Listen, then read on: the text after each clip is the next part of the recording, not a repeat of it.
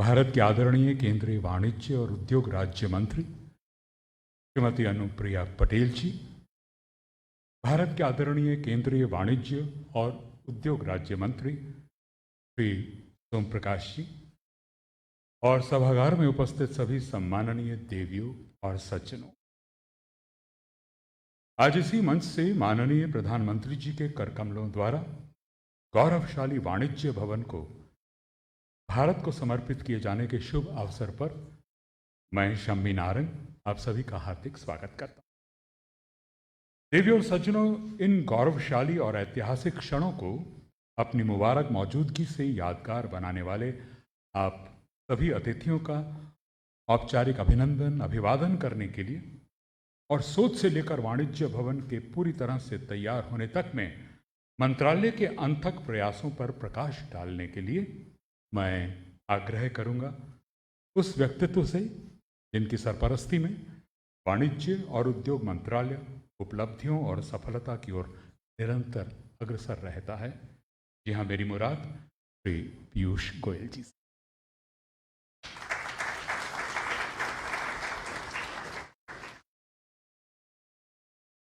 परम श्रद्धेय माननीय प्रधानमंत्री श्री नरेंद्र मोदी जी,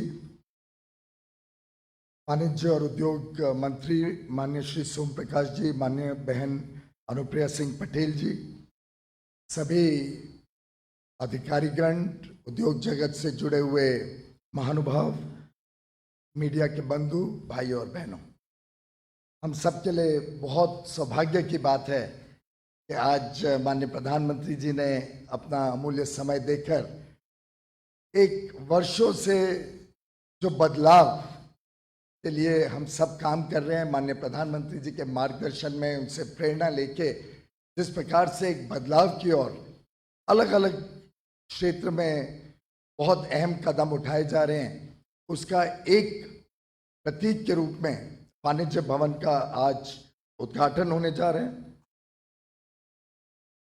और साथ ही साथ एक निर्यात portal national import export record for yearly analysis of trade, इसकी भी शुरुआत आज करेंगे। ये हम सबके लिए बहुत हर्ष की बात है कि ये जो प्रकल्प है इसको माननीय प्रधानमंत्री जी के कर कमलों द्वारा ही इस वास्तु पर भूमि पूजा आज से ठीक 4 साल पहले 22 जून 2018 को यहीं पर माननीय प्रधानमंत्री जी ने भूमि पूजा की थी।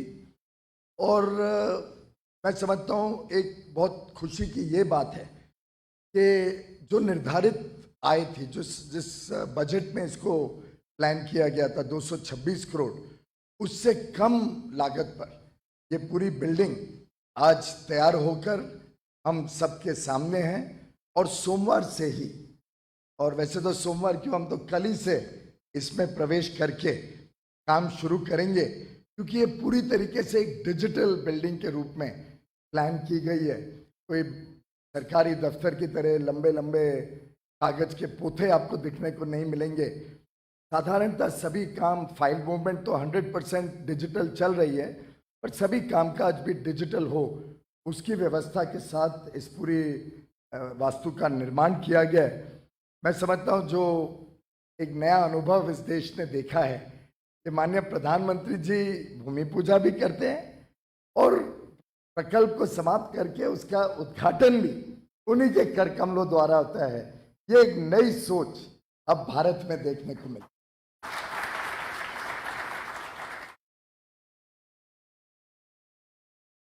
माननीय प्रधानमंत्री जी के नेतृत्व में आज भारत में आजादी का अमृत महोत्सव बड़े धूमधाम से मनाया जा रहा है।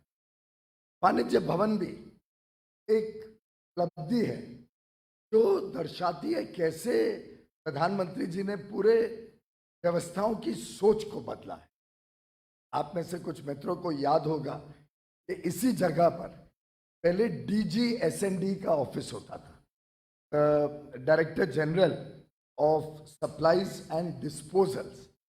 अब जो उद्योग के जुड़े हुए लोग हैं उनको अच्छी तरह भली भांति याद होगा किस प्रकार से वो दफ्तर था, टूटा फूटा एक शैक की तरह चलता था, किस प्रकार से उस दफ्तर में गलत काम होते थे, क्या रिक्वायरमेंट्स थी उसमें रजिस्टर होने के लिए, कैसे मुश्किलें आती थी एक सामान्य छोटे व्यक्ति को सरकारी खरीद में जुड़ने के लिए।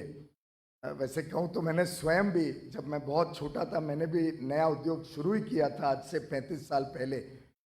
तब मैंने भी स्वयं कोशिश की थी कि DGS&D में रजिस्टर हूँ, लेकिन हम तो गेट के अंदर ही नहीं पहुंच पाए थे, बाहर से ही फटकार दिया गया। प्रधानमंत्री जी की सोच पूरी तरीके से भारत को आधुनिक बनाने की है, पारदर्शी व्यवस्थाएं लाने की है और नए रूप से भारत का निर्माण हो। और उसी सोच को रखते हुए उन्होंने दोनों काम किए। एक तरफ जेम पोर्टल की शुरुआत की और गवर्नमेंट मार्केट प्लेस, और उसके माध्यम से पूरी जो सरकारी खरीद है उस व्यवस्था को पारदर्शी बनाना, उस व्यवस्था में छोटे बड़े हर एक को जुड़ने का मौका देना, हमारी महिला उद्यमियों को, स्टार्टअप्स को, MSME सेक्टर को, हर एक को सामान्य अवसर मिले, सरकारी खरीद की गति बढ़ जाए, तेज गति से हो।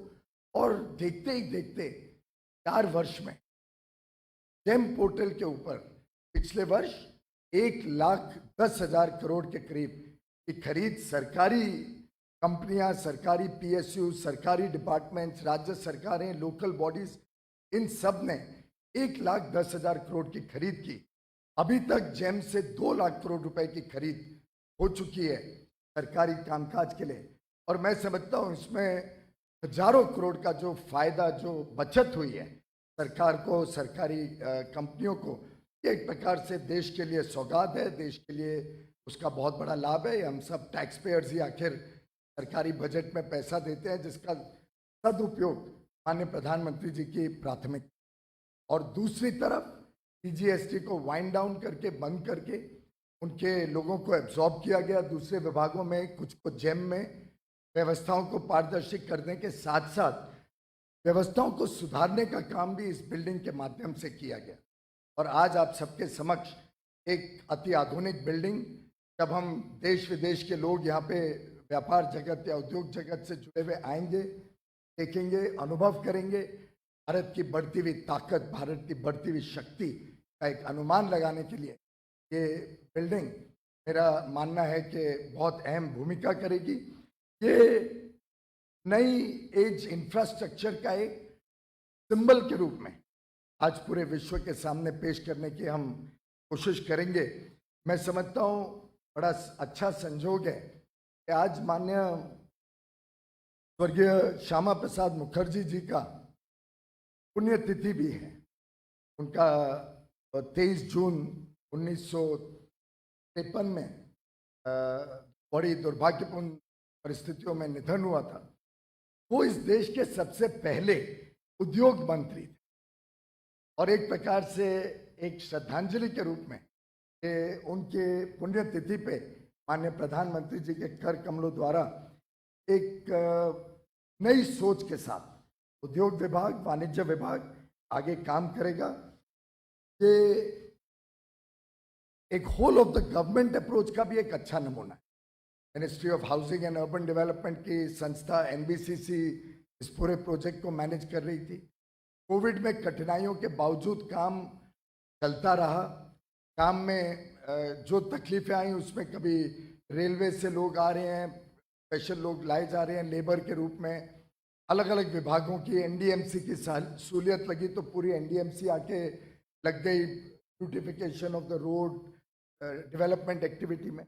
तो एक जो माननीय प्रधानमंत्री जी हर विषय में whole of the government approach को प्राथमिकता देते हैं, उसका भी एक अच्छा उदाहरण है। भारत तेज गति से आगे बढ़ रहा है। गत 7 वर्षों में रिकॉर्ड FDI आप सबके कुशल काम से और माननीय प्रधानमंत्री जी के प्रेरणा से 7 वर्षों तक, इंक्लूडिंग द 2 कोविड ईयर्स, हमने year by year record FDI Bharat में आते हुए देखा। पिछले वर्ष माननीय प्रधानमंत्री जी ने हम सबको प्रेरणा दी कि निर्यात एक ऑटोमेटिक कितना हो गया, क्या हो गया, उस पर नहीं छोड़ सकते, आपको प्लान करना पड़ेगा।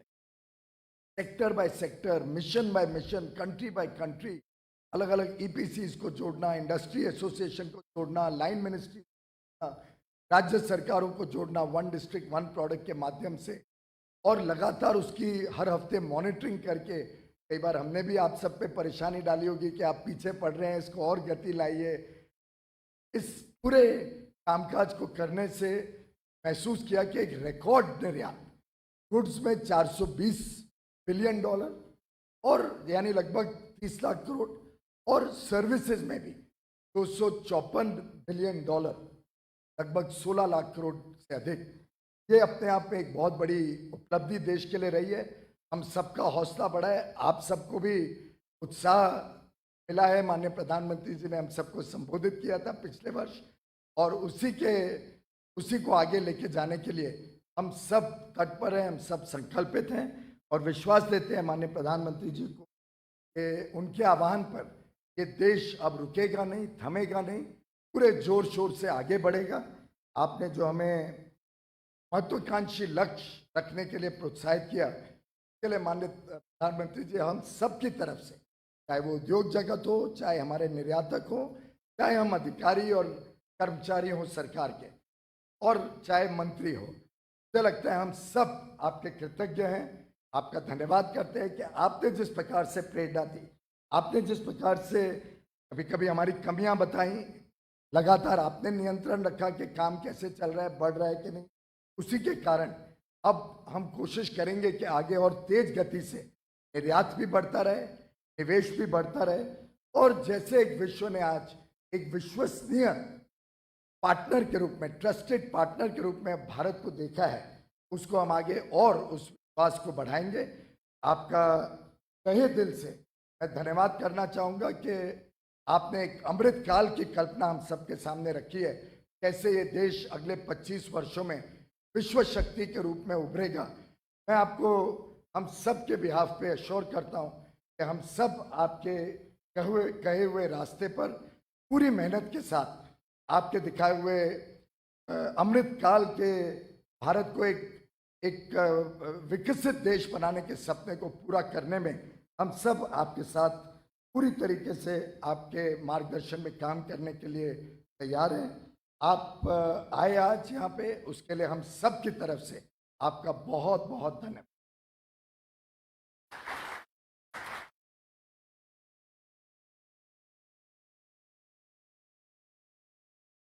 धन्यवाद माननीय मंत्री महोदय। देवी और सज्जनों, भारत के आर्थिक विकास की ताकत गवर्नेंस में नई टेक्नोलॉजी को अपनाने का प्रमाण, अद्वितीय परिकल्पना व कड़ी मेहनत का परिणाम, न्यू इंडिया को साकार करने की दिशा में वाणिज्य और उद्योग मंत्रालय का एक अभूतपूर्व योगदान। जी हाँ, ये शानदार वाणिज्य भवन, जिसमें इस समय हम सब पूरे गर्व के साथ विराजमान हैं, भवन निर्माण की दिशा में देश की लाखों भवन निर्माताओं को प्रेरित करने वाले इस वाणिज्य भवन की गौरव गाथा को समेटा गया है एक फिल्म में। मैं माननीय प्रधानमंत्री जी से विनम्र अनुरोध करूंगा कि वे सामने रखे रिमोट का बटन दबाएं ताकि हम सभी इस भव्य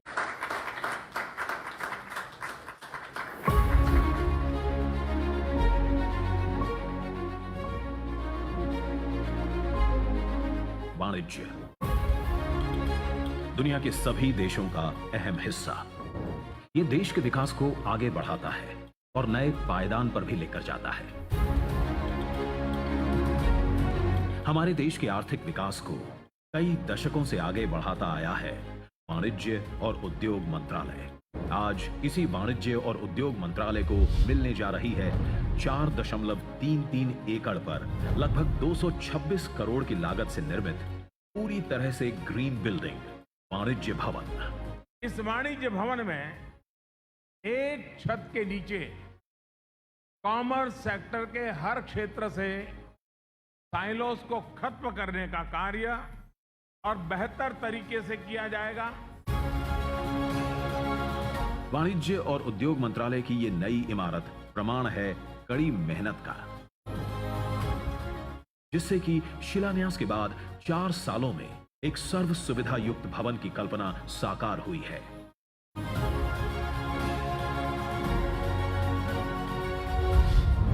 ये इमारत फैली हुई है 6 फ्लोर्स पर, जहां है अत्याधुनिक तकनीक और नेचर का मेल।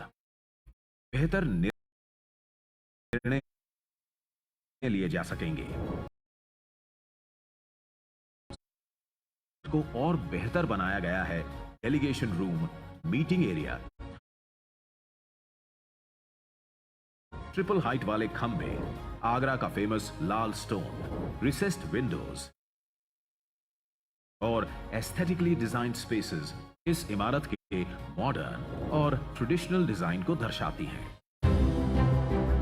इस इमारत के निर्माण के समय हर छोटी बड़ी बारीकी का ध्यान रखा गया है। इसीलिए प्राकृतिक संसाधनों के उपयोग से निर्माण के समय ज्यादा से ज्यादा पेड़ों को बचाया जा सका है।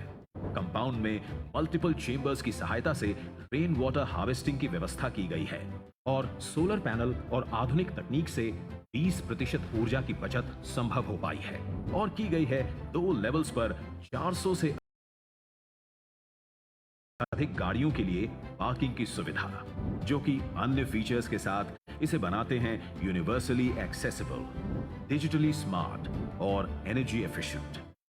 कुल मिलाकर वाणिज्य और उद्योग मंत्रालय का यह नया भवन है भारत के आर्थिक विकास की ताकत, गवर्नेंस में नई प्रौद्योगिकी को अपनाने का प्रमाण और न्यू इंडिया को साकार करने की दिशा में एक योगदान।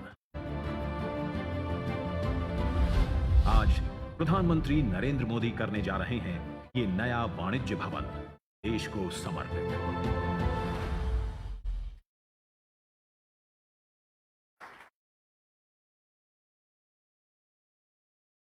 देवी और सज्जनों, जैसा कि माननीय मंत्री महोदय ने अपने संबोधन में बताया कि पिछले 8 सालों से हमारा देश सरकार की कड़ी कोशिशों की बदौलत एक्सपोर्ट्स में नई ऊंचाइयां छू रहा है।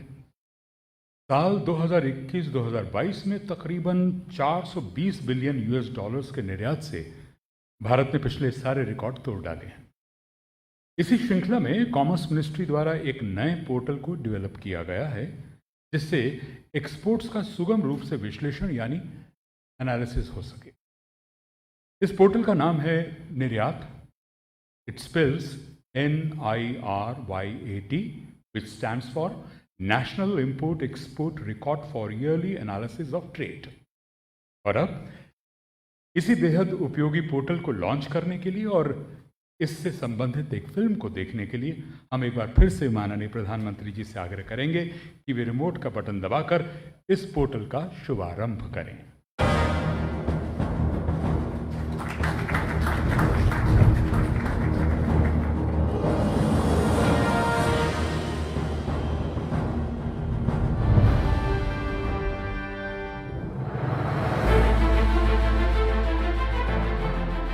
भारत की आर्थिक नीति को मजबूत करने के लिए प्रधानमंत्री नरेंद्र मोदी जी के दूरदर्शी नेतृत्व में 3T यानी ट्रेड, टूरिज्म और टेक्नोलॉजी का दिया गया मंत्र, जिसके अनुरूप वाणिज्य विभाग और विदेश मंत्रालय के अंतर्गत मिशंस और एम्बेसीज एक टीम के रूप में भारत के निर्यात को बढ़ाने के लिए मिलकर काम कर रहे हैं। पिछले 8 वर्षों में भारत सरकार के अथक प्रयास से देश निर्यात के क्षेत्र में छू रहा है नई ऊंचाइयों को। वित्त वर्ष 2021-22 में 419.7 बिलियन यूएस डॉलर्स के निर्यात से भारत ने तोड़े हैं पिछले सारे रिकॉर्ड। इसी श्रृंखला में वाणिज्य विभाग द्वारा विकसित किया गया है एक नया पोर्टल, जिससे निर्यात का सुगम रूप से हो सकेगा विश्लेषण। निर्यात यानी national import export record for yearly analysis of trade. इस पोर्टल पर भारत के विदेश व्यापार से संबंधित सभी महत्वपूर्ण सूचनाएं और डेटा एक सिंगल व्यू प्लेटफॉर्म पर इंटीग्रेट और डिसेमिनेट यानी एकीकृत और प्रसारित होंगी। निर्यात पोर्टल के अंतर्गत world map view, commodity view, country view से डेटा का एनालिसिस होगा सुगम। ऑटोमेटिक इनसाइट्स के माध्यम से स्टैटिस्टिकल, न्यूमेरिकल और ग्राफिकल डेटा को समझकर एक लिखित प्रारूप में प्रस्तुत किया जा सकेगा। पहली बार हम राज्यों से हो रहे विभिन्न कमोडिटीज के निर्यात को सुगम रूप से देख पाएंगे और उसका टाइमली विश्लेषण कर पाएंगे। इससे राज्यों में निर्यात केंद्र बनाने के लिए उनके बीच स्वस्थ प्रतिस्पर्धा को बढ़ावा दिया जा सकेगा और इस विश्लेषण के बाद आवश्यक स्टेप्स और टाइमली कोर्स करेक्शन किया जा सकेगा। इस पोर्टल का एक्सेस हमारे एक्सपोर्ट प्रमोशन काउंसिल्स को भी दिया जाएगा, जिसका लाभ उनसे संबंधित उद्यमों और लघु व्यवसायों को भी प्राप्त होगा। टाइमली इंफॉर्मेशन और डेटा एनालिसिस से वैश्विक व्यापार में प्रभावी भूमिका निभाने में होंगे वे सक्षम। भारत के निर्यात के महत्वाकांक्षी लक्ष्यों को हासिल करने में और समग्र और विस्तृत कार्य योजना बनाने और लागू करने में ये पोर्टल देगा महत्वपूर्ण योगदान। इसके परिणाम स्वरूप भारत वैश्विक अर्थव्यवस्था में अपने मजबूत निर्यात के बल से प्रमुख स्थान करेगा प्राप्त।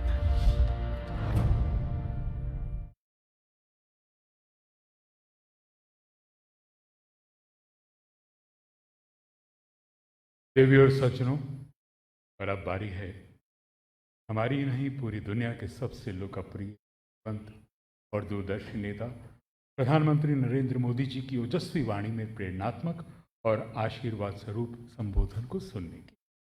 माननीय प्रधानमंत्री जी।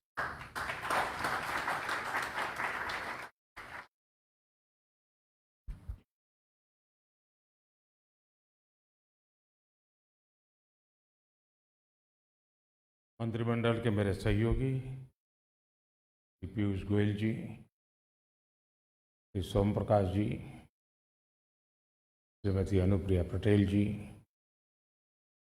इंडस्ट्री और एक्सपोर्ट से जुड़े सभी साथी, अन्य महानुभाव, देवी और सज्जनों, नए भारत में सिटीजन सेंट्रिक गवर्नेंस के जिस सफर पर देश बीते 8 वर्षों से चल रहा है, आज उस दिशा में एक और महत्वपूर्ण कदम उठाया गया है। देश को आज नया और आधुनिक वाणिज्य भवन और साथ ही निर्यात पोर्टल,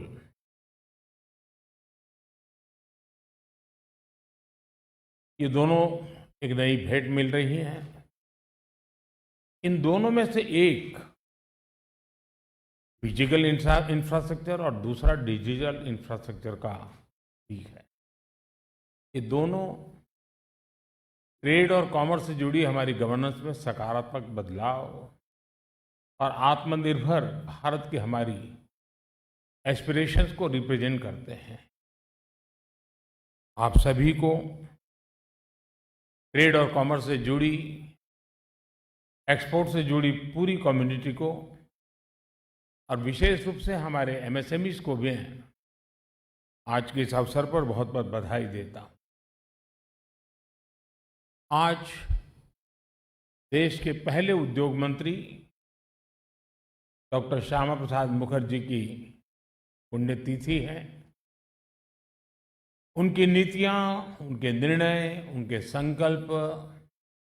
उनके संकल्पों की सिद्धि स्वतंत्र भारत को दिशा देने में बहुत अहम रहे। आज देश उन्हें अपनी विनम्र श्रद्धांजलि दे रहा है।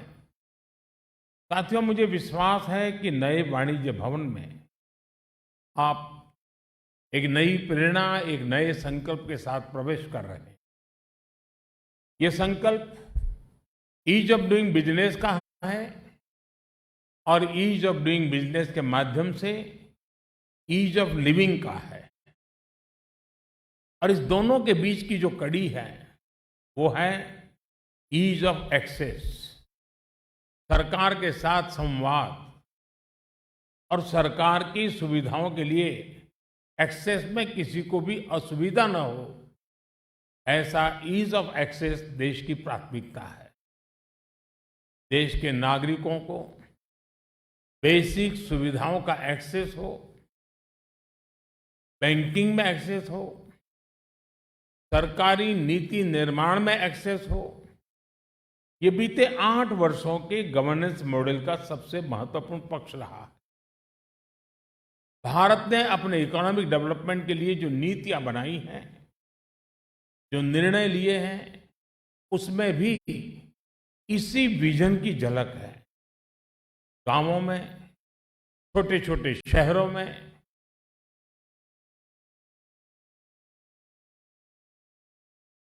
मुद्रा योजना से बने करोड़ों एंटरप्रेन्योर्स हो, लाखों एसएमएसी पॉलिसी को और बैंक क्रेडिट के रूप में प्रोत्साहन हो, लाखों स्ट्रीट वेंडर्स को बैंक क्रेडिट की सुविधा हो, हजारों स्टार्टअप्स की ग्रोथ के लिए पहुंचे, बिना भेदभाव पहुंचे, तभी सबका विकास संभव है। मुझे खुशी है कि ईज ऑफ एक्सेस और सबका विकास की भावना स्टैंडर्ड ऑपरेटिंग प्रोसीड्यूर्स यानी काम करने का एक वो पूरी कब और कैसे होगी इसको लेकर गंभीरता नहीं होती थी। इस धारणा को हमने कैसे बदला है उसका भी ये भवन एक उदाहरण है। और जैसा अभी बताया गया 23 जून 2022 लोकार्पण हो रहा है। इस बीच में कोरोना के कारण अनेक अड़चनें भी आई, लेकिन इन सबके बावजूद भी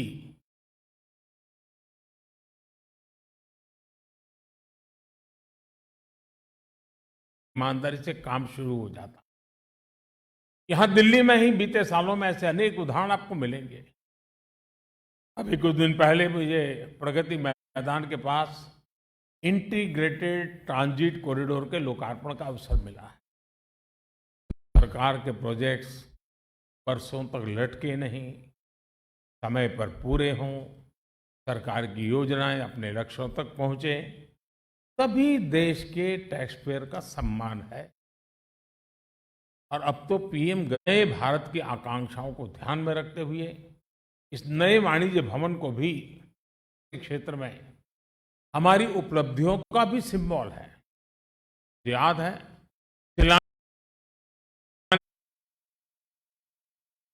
शिलान्यास के समय मैंने इनोवेशन और ग्लोबल इनोवेशन इंडेक्स के सुधार की जरूरत पर बल दिया था। आज हम ग्लोबल इनोवेशन इंडेक्स में 46 स्थान पर हैं और कुछ ही महीने बीते थे। हर प्रकार की शंकाएं आशंकाएं जोरों पर थी। आज हर महीने 1 लाख करोड़ रुपए जीएसटी कलेक्शन सामान्य बात हो गई। वाणिज्य भवन के शिलान्यास के समय हमने जेम पोर्टल पर करीब 9,000 करोड़ रुपए के ऑर्डर की चर्चा की थी। आज इस पोर्टल पर हमारे 45 लाख छोटे उद्यमी रजिस्टर हैं और जेम पर सवा कैसे 2 से बढ़कर 120 हुई। आज ये संख्या 200 से अधिक है और हम इंपोर्टर से आगे निकलते हुए दुनिया के बड़े मोबाइल फोन एक्सपोर्टर्स के रूप में आज हम एक शक्ति बनकर उभरे। 4 साल पहले भारत में 500 से भी कम रजिस्टर्ड फिनटेक स्टार्टअप थे। आज इनकी संख्या करीब करीब 2,300 से पार कर चुकी है। तब हर वर्ष हम 8,000 स्टार्टअप्स रिकॉग्नाइज करते थे। आज ये संख्या 15,000 से ऊपर जा रही है। लक्ष्य तय करके ईमानदार प्रयासों से 100 साल की वैश्विक महामारी के बावजूद हमने इतना कुछ हासिल किया। साथियों, संकल्प से सिद्धि की जो सोच आज नए भारत में बनी है उसका बेहतरीन उदाहरण हमारा एक्सपोर्ट इकोसिस्टम भी है। शिलान्यास कार्यक्रम में हमने ग्लोबल एक्सपोर्टर्स को बढ़ाने के लिए, एक्सपोर्ट को बढ़ाने के लिए भारत को मैन्युफैक्चरिंग का परफॉर्म एक प्रीफर्ड डेस्टिनेशन बनाने के लिए ताजा संकल्प लिया था। पिछले साल ऐतिहासिक ग्लोबल डिसरप्शन के बावजूद सारे सप्लाई चेन तहस नहस हो गए। उसके बावजूद भारत ने $670 बिलियन यानी कि, लेकिन हमने इसको भी पार करते हुए $418 बिलियन यानी 31 लाख करोड़ रुपए का एक्सपोर्ट का रिकॉर्ड बना दिया। अपने प्रयास भी दोगुने किए हैं। ये जो नए टारगेट्स हैं उन्हें प्राप्त करने के लिए सभी का कलेक्टिव एफर्ट्स बहुत आवश्यक है। यहाँ इंडस्ट्री, एक्सपोर्टर्स और एक्सपोर्ट प्रमोशन काउंसिल के सदस्य भी मौजूद हैं। मेरा आपसे भी आग्रह है कि आप अपने स्तर पर भी एक्सपोर्ट के शॉर्ट टर्म ही नहीं बल्कि लॉन्ग टर्म टारगेट सेट करें। टारगेट ही नहीं बल्कि वहां पहुंचने का रास्ता क्या हो, सरकार कैसे मदद कर सकती है, इस पर भी हम मिलकर के काम करें, ये बहुत आवश्यक है। साथियों, national import export yearly analysis of trade यानी निर्यात प्लेटफॉर्म इसी दिशा में उठाया गया एक कदम है। इसमें एक्सपोर्टर्स, सरकार के अलग अलग डिपार्टमेंट्स, राज्य सरकारें, सभी स्टेक होल्डर्स के लिए जरूरी रियल टाइम डेटा तक सभी की पहुंच होगी। इससे कई साइलोस को तोड़ने में मदद मिलेगी और जो हमारी इंडस्ट्री है, हमारे निर्यातक हैं, उनको जरूरी फैसले लेने में मदद मिलेगी। इस पोर्टल से दुनिया के 200 से अधिक देशों में निर्यात होने वाले 30 से अधिक कमोडिटी ग्रुप से जुड़ी जरूरी जानकारी आप सबको उपलब्ध होगी। इस पर आने वाले समय में जिलावार एक्सपोर्ट से जुड़ी जानकारियां भी मिलेगी और वन डिस्ट्रिक्ट वन प्रोडक्ट का जो मिशन मोड में काम हो रहा है वो अल्टीमेटली यहां भी जुड़ने वाला है।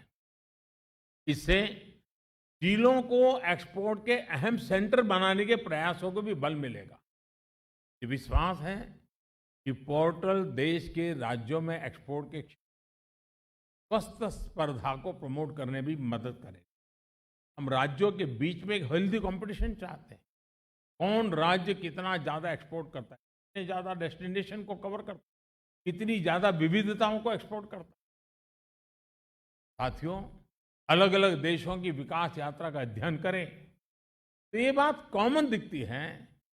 उन देशों की प्रगति तभी हुई जब उनका एक्सपोर्ट बढ़ा।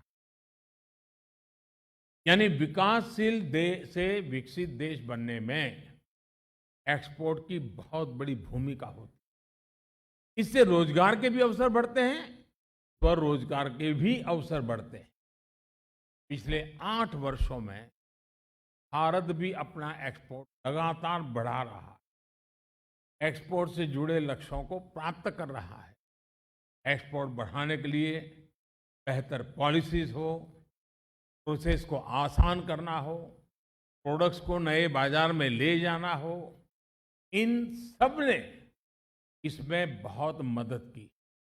और अब हम लॉजिस्टिक सपोर्ट पर भी उतना ही फोकस कर रहे हैं ताकि हमारे एक्सपोर्टर्स को हर काम कॉस्ट इफेक्टिव बने। आप भी जानते हैं कि पीएलआई स्कीम कैसे मैन्युफैक्चरिंग बढ़ाने में, हमारे एक्सपोर्ट साथियों के फीडबैक के आधार पर जो नीतिगत बदलाव हुए उनसे भी बहुत सहायता हुई है। आज सरकार का हर मंत्रालय, हर विभाग whole of the government approach के साथ एक्सपोर्ट बढ़ाने की प्राथमिकता दे रहा है। एमएसएमई मंत्रालय हो या फिर विदेश मंत्रालय, कृषि हो या कॉमर्स, सभी एक साझा लक्ष्य के लिए साझा प्रयास कर रहे हैं। देख रहे हैं कि हमारे एक्सपोर्ट में बहुत बड़ी संख्या इंजीनियरिंग गुड्स की होती है। इसका एक्सपोर्ट बढ़ाने में विशेषकर एमएसएमई सेक्टर की अहम भूमिका रही। ये भी देख रहे हैं कि कैसे देश के नए नए क्षेत्रों से एक्सपोर्ट बढ़ रहा है। कितने ही एस्पिरेशनल डिस्ट्रिक्ट से भी अब निर्यात कई गुना बढ़ गया है। कॉटन और हैंडलूम प्रोडक्ट का एक्सपोर्ट 55% तक बढ़ना ये दिखाता है कि ग्रास रूट लेवल पर किस तरह काम हो। सरकार वोकल फॉर लोकल अभियान, वन डिस्ट्रिक्ट वन प्रोडक्ट योजना के जरिए जो स्थानीय उत्पादों पर बल दे रही है, उसने भी एक्सपोर्ट बढ़ाने में मदद की। दुनिया के नए नए देशों में, नए नए डेस्टिनेशन में हमारे अनेक प्रोडक्ट्स पहली बार निर्यात किए जा रहे हैं। अब हमारा लोकल सही अर्थ में ग्लोबल बनने की दिशा में तेज गति से आगे बढ़ रहा है। अब देखिए, सीताभोग मिठाई और नारकेल नारू यानी नारियल और गुड़ से बने लड्डू का पहला कंसाइनमेंट बहरीन एक्सपोर्ट किया गया है।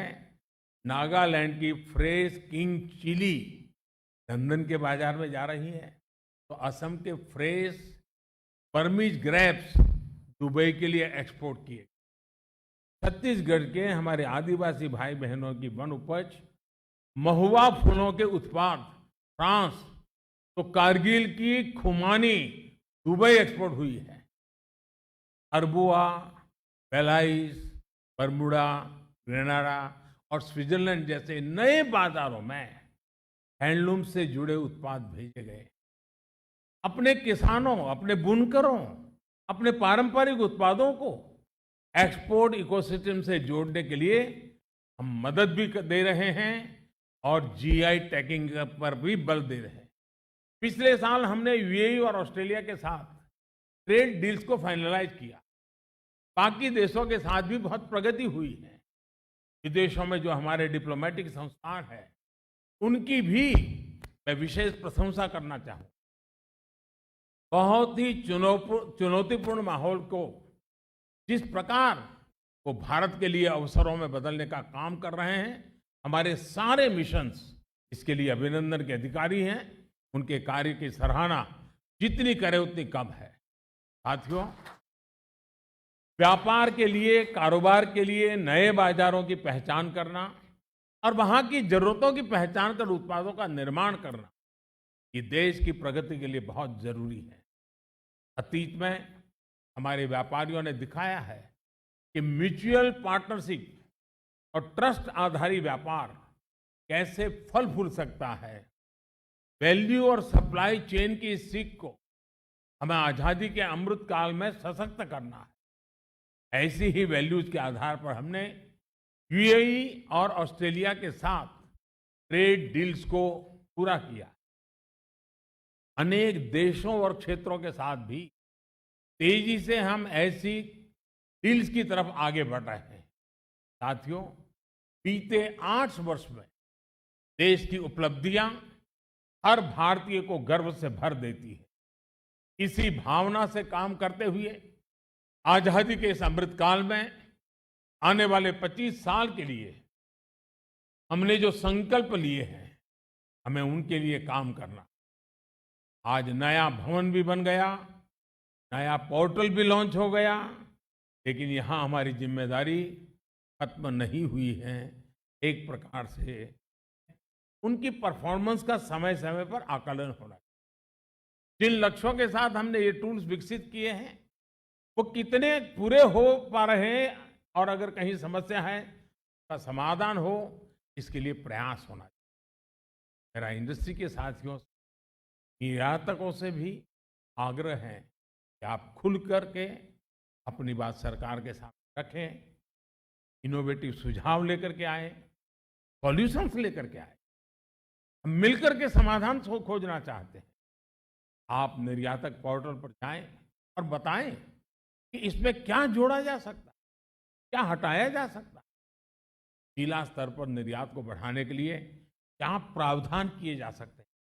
हमें डिस्ट्रिक्ट लेवल पर हेल्दी कंपटीशन एक्सपोर्ट की दुनिया में लानी है। हमारे मैन्युफैक्चरर के बीच में भी zero defect, zero effect on the world class packaging, ये कंपटीशन हमको लानी है। मैं चाहूंगा कि सबके इनपुट से, सभी के सुझावों से, यानी सबका प्रयास से ही हम अपने विराट संकल्पों को सिद्ध कर सकते हैं। पर फिर आप सभी को नए भवन की बधाई और इस शुभ कार्य में मुझे शरीक होने के लिए निमंत्रित किया, इसके लिए भी मैं विभाग का बहुत बहुत आभारी हूँ। बहुत बहुत धन्यवाद, बहुत बहुत शुभकामनाएं।